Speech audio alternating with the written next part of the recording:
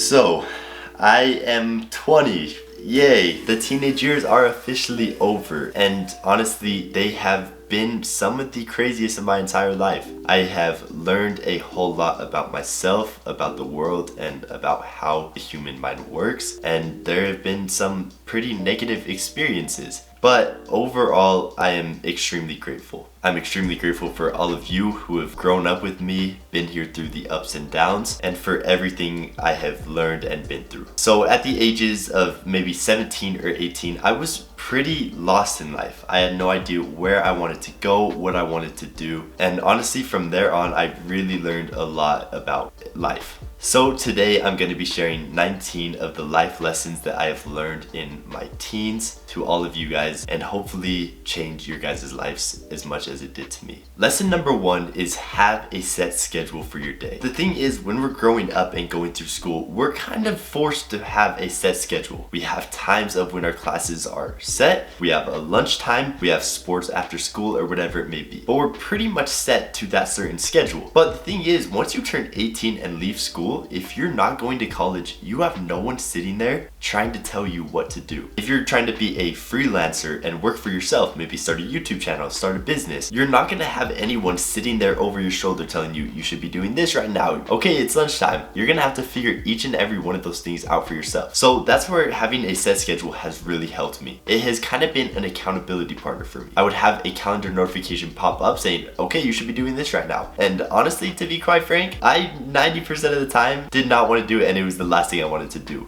But I did it anyways, and that's really the important lesson here. Lesson number 2, and honestly probably a controversial one, you don't need college. The thing is, the day and age that we actually live in now, there are so many resources and opportunities out there. You can learn an extreme amount for free on the internet. So there is a little bit of a caveat to this. Let's say you're a doctor, a dentist, a nurse, whatever it may be. If you literally have to go to school in order to get into that field, go to school. I am not stopping you. That is the perfect thing to be doing at that age. But that's if that's what you know you want to do and if it's required for your occupation. Lesson number 3 is your health should always come first. Here's the thing, we're young, we're kind of invincible. Our bodies are pretty lenient. We could eat McDonald's 3 times a day, not really feel any effects from it. Someone demolished that. Failed. But as we start getting older, and I'm not saying I'm getting older and like my back's starting to hurt and stuff, I'm fine. But as we start getting older and our bodies start to become a little bit more frail, we're gonna be wishing our younger selves would have took better care of themselves. I want you to prioritize stretching,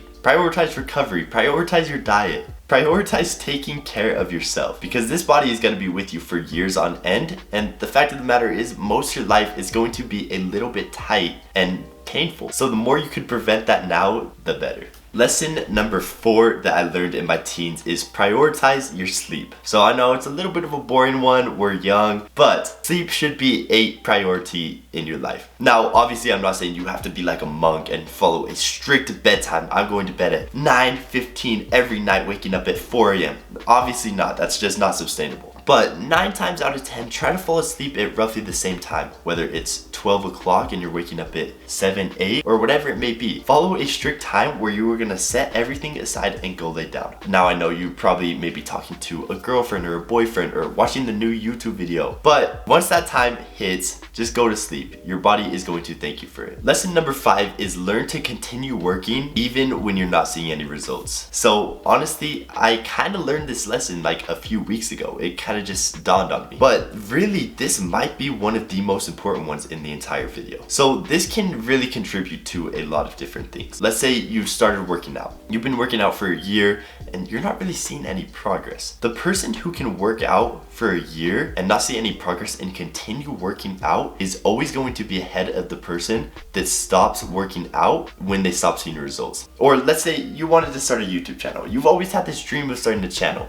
and you start posting these videos. You post 5 videos, you put your heart and soul into them. They get 5 views. You thought they were gonna go viral, but they didn't. If you stop right there because you're not getting your desired outcome, you leave your dream because you weren't getting your results. Here's what I want you to do. I want you to start tying success to an action rather than success to an outcome. So what do I mean by this? Rather than being like, I want to be a successful famous YouTuber. The problem is there's some outside forces that can weigh upon that. Maybe people don't like that content type or whatever it may be. Instead, I want you to say, I want to be a successful YouTuber. I'm going to post one video every single week for this entire year, no matter what happens. Now your goal is something that you can obtain. It's all in your hands. Now, if you post those videos, you're probably going to be farther ahead of where you were if you posted those 5 videos, and you're going to be a whole lot happier because you achieved your goal, even if you might not be at that end goal yet. Lesson number 6 is to take your education seriously. Now, I honestly felt extremely culprit to this. I did not take school seriously at all in my high school years. Here in the last few years, my entire paradigm around education kind of shifted. The thing is, with school and stuff, obviously stuff like trigonometry, I've never used that since I left high school, I'll be honest. But let's say like history, for example. There are lessons that you could take from the overall lesson that the class is trying to teach you and apply that into your everyday life. So let's say, for example, you're in history class learning about World War I. Obviously, yeah, World War I is a huge event and it drastically changed the way we lived our lives. But unless you're a historian, you're probably not going to need that outside of school directly.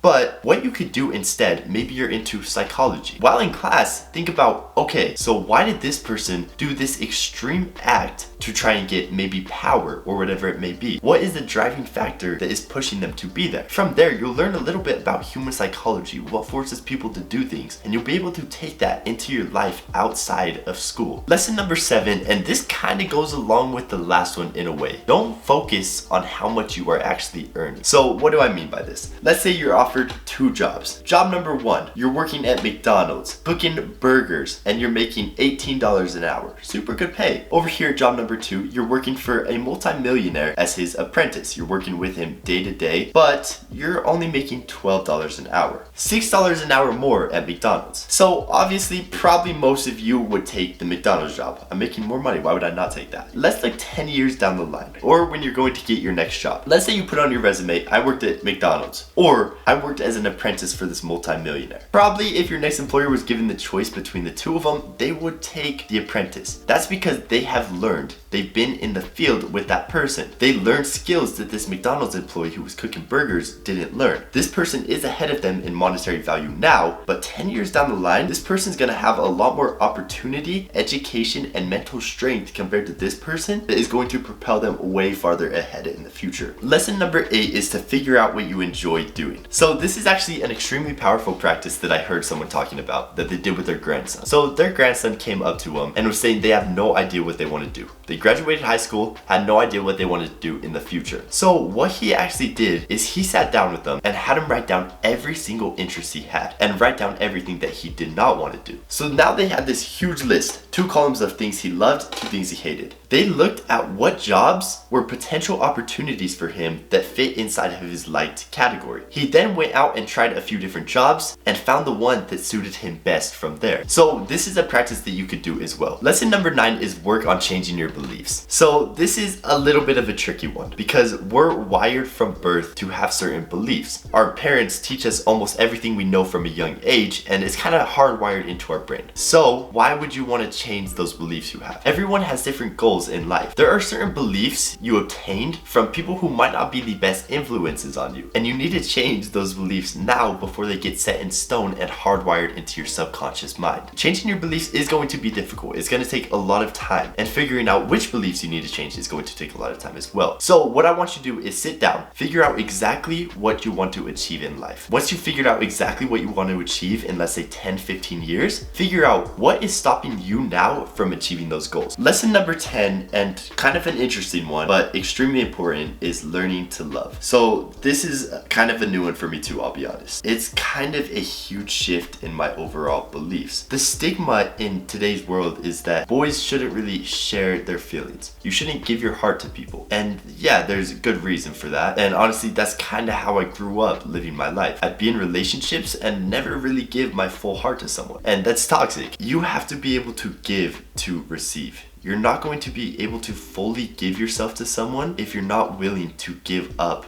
another part of you. You have to be vulnerable. You have to prioritize love if that's something that you really want to have. Lesson number 11, and probably one of the most important ones on this list, living in the present. With social media, it's really hard to live in the present. We are one movement away from having our phone with endless amount of entertainment on it. So if we're bored, why would we want to live in the present? If we're at a family dinner and we're a little bit bored, the conversation's not something we're interested in, why not just get on our phone and get instant dopamine? Here's how I want you to look at things. Today could be your last day. Today could be your family member's last day. Could be your dog's last day. Could be your grandparents' last day. You never know what's gonna happen in life. So why not live every single day like you're never going to see those people in your life again? Enjoy every piece of life. Right when I started learning to live in the present, I became a whole lot happier. If you're constantly thinking about your past, the things you did, the awkward moments you had, or your future, the stress that you have about a certain topic or thing you have to do, you're gonna have a million things on your mind that are bringing you down. The truth is, the moment is 9 times out of 10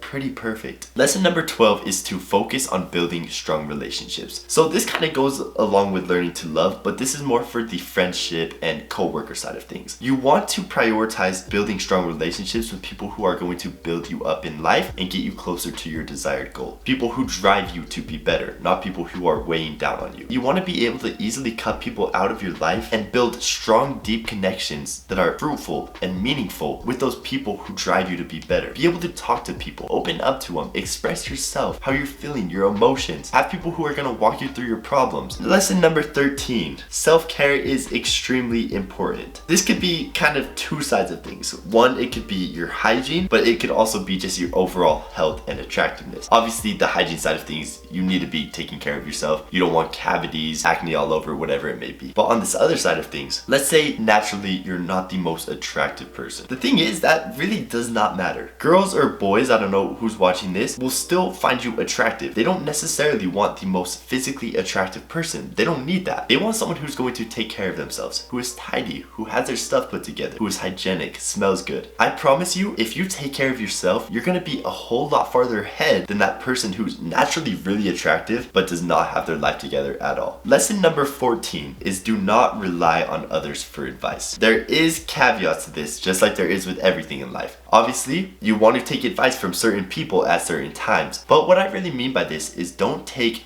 all advice from everyone. Let's say you have two parents. They are extremely hard workers. They work a 9 to 5. They save their money super good. They have a mortgage that's almost paid off. Both their cars are paid off. They're living a very good life. But then you, their kid who has a lot of their same beliefs, you want to live a different kind of life. You want to have like a 4-hour work week, own a business, travel the world, a super flashy lifestyle, let's say. Now, there are some pieces of advice you want to take from your parents. The pieces of advice to grow a business, how to manage a team, or whatever it may be, they probably wouldn't be the best people to go to. Instead, you want to go to a person who has been there, done that. They've done the hard work and they have the education to be at your desired destination. But if it's saying learning how to love, how to build strong relationships with your partner, your parents would probably be a better person to go to than this multi-millionaire business owner who is single and goes to the club every weekend. So choose who you take advice from wisely and don't take all advice from anyone. Lesson number 15 is save but spend. So I know it's a little bit contradicting, but let me explain. As kids, we have a lot of leniency in our life. We have a lot of free time. So I want you to spend your money on experiences. Experiences in maybe taking that girl you've always wanted to go out with on a nice date, or going bowling, or going to play mini golf with your friends. Small experiences that as we get older in life, we're not gonna have as many opportunities to do. Do not spend it on, oh, this new keyboard came out, this new gaming keyboard, I need it. Spend your money in the right places. But I also want you to save. As we're living at home and we have no expenses, this is the best time to start saving up our money. Lesson number 16 is build up your habits now. We're super young and our minds are extremely malleable. Now is the time you want to start implementing good habits into our life that we're going to carry on for the rest of our lives. The more you can bring into your life now and start building up habits that you do every day, the easier it'll be, because our future selves are already going to have set systems in place, so it's going to be a whole lot harder to change. Lesson number 17 is use your time wisely. As youngsters, time is our most valuable attribute. There are 70-year-olds who would give up everything they have ever done in life to be our age again. Use your time to build yourself up as a person. Work on things that are going to better you, and also live your life. Lesson number 18, don't compare yourself to others. To be honest with you, this is actually one of the main reasons why I actually deleted TikTok in the first place, is you're kind of almost forced to compare yourself to others. It's kind of a subconscious habit. But here's the thing, no matter where you're at in life, no matter what your situation is, yeah, people might look at me as pretty successful for my age, achieved a good amount. I will still look at someone who's my same age. Let's say there's this 20-year-old. He's a multi-millionaire and he has a girlfriend who absolutely loves him, adores him dearly. I could look at him and be like, wow, he has it so much better than me. But at that same time, he could look back at me and be like, oh wow, he has this attribute that I really wish I had. So basically the moral of the story is, no matter what situation you are in, there's always gonna be something that you wish you had in your life. I want you to love your insecurities, your negative thoughts, your bad habits, everything about yourself. So take a second to embrace yourself, your insecurities. If it's something that literally cannot be changed, embrace it fully. So those are 19 of the favorite things that I learned in my teens. I really hope that you guys incorporate at least one of these into your life, and I really hope that it changes your life even a fraction of the amount that it changed mine. I want to say thank you guys all so much for watching this for me, taking the time out of your day and staying to the end. I'm super proud of you and all you've accomplished, and I cannot wait to see where you go in the future. But with that being said, thank you guys for watching. I'll see you next time. Peace.